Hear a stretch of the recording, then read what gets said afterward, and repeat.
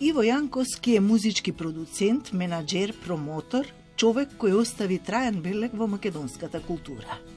Сакаше реноликост да влегува од една сфера во друга, зашто како што вели човекот со тек на време се заситува од една работа. Тоа е потрага по нови искушенија, случувања, влегување во некои нови сфери и предизвици. Со жалење констатира, македонската музика е малку популарна во Македонија. Нема музичка индустрија, музички продуценти, менаџери. Сите што работат за надвор. Како беше некогаш, а како е сега да се работи? Малку е комплексно тоа се одговори вака во еден здив. Ја тоа би го објаснил следниот начин. Тоа е многу слично на фаст фуд и слоу фуд. Кога имате фаст фуд, вие продуцирате, не знам, хамбургер, чизбургер, виршта и така натаму, и тоа се продава и тоа оди на дневна база, никој нити памти, нити раскажува што јадел. Тоа е нешто напросто што го конзумирате и за денот сте го свршиле. А слоу фуд е нешто во што уживате. Значи, седнувате и седите 6, 7, 10 сата со пријатели, разговарате, пиете вино, јадете убава храна, јадете специјалитети. Во тој смисол сметам дека начинот на кој ние конзумиравме пред 40 години и ја создававме музиката беше сосема различен. Сега работите сосема сменети, новите технологии донесуваат новите технологии донесуваат алатки кои дозволуваат секому, буквално секому, сега можеме ние двајца да идеме дома и вие на вашиот компјутер, ја на мојот и да правиме песни, да ги разменуваме, вие ќе пеете вокали, ја ќе додам гитари и така натаму. Тоа е нешто што е многу поедноставено, многу, како би рекол, упростено. Тоа беше невозможно.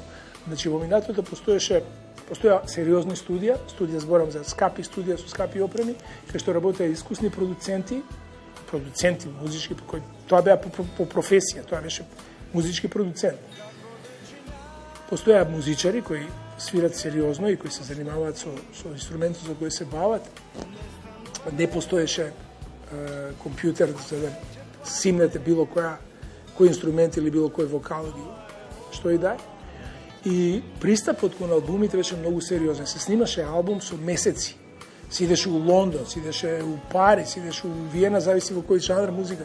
И таму се седеше по месец дена. Јас се сеќам со Анастасија, бевме во Атина да снимаме албум. Седевме месец дена. Владко одеше или Леби Слоде во Белград или во Загреб, месец, два, зависи колку е потребно. И тоа се сериозни денонокини снимања. И од кога влегувате у студија, влегувате со претходно подготвен материјал и влагате таму и тоа е голем настан, тој албум и тој се очекува ќе се продава во стотици, илјадници, милиони, зависи колку тиражен е артистот, и од тоа се живе, потоа се прават турнеи светски или локални, како god да е. Сега не е тоа случај, сега секој прави песна дома, сега конзументите е целиот свет, го ставате вие тоа на интернет, на некоја платформа, има милион платформи, и тоа го слушаат прво, не знам, пријателите, роднините, другарите, другарките, и ако стигне до некој уво негде, може да и ќе направи некој успех, инаку тоа е углавно локална забава и не мрдаат работите од место. Затоа и така стојат работите. Да не зборам за фактот дека Македонија нема музичка индустрија.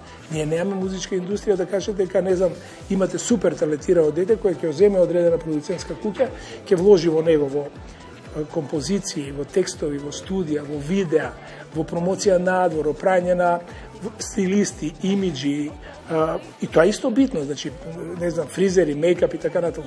Тоа е единствено во историјата на македонската поп музика го направи М2. Тоа е проектот кој работевме јас, Дарко и Ентони, кој постоеше, не знам, 8-9 години, каде што од првиот ден доаѓаат деца кои нема поима, мислам, микрофон не фатиле во рака, и потоа излегува као за 2 месеца више на насловни страни на нашите неделни магазини, на дневни весници, со албуми цели, за секоја песна видео, со турнеи, со настапување на домашни фестивали, со настапување во регионот, па дури до Шведска, до Шпанија и така натаму. Ние одевме со нив низ цела Европа.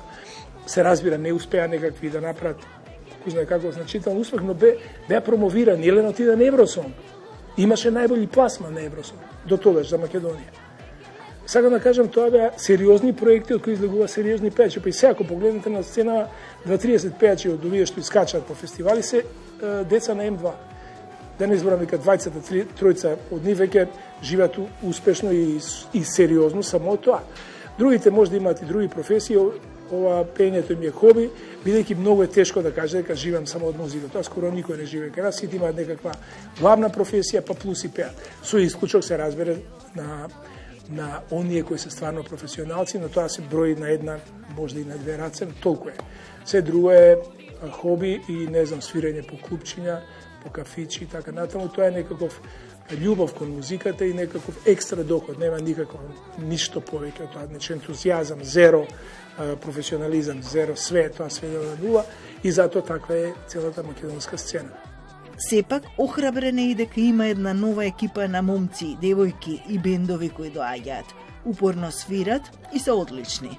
Знаат дека рок-н-ролот не се создава на компјутер, туку во гаража. Ги повика и медиумите повеќе внимание да посветат токму на нашата македонската музика.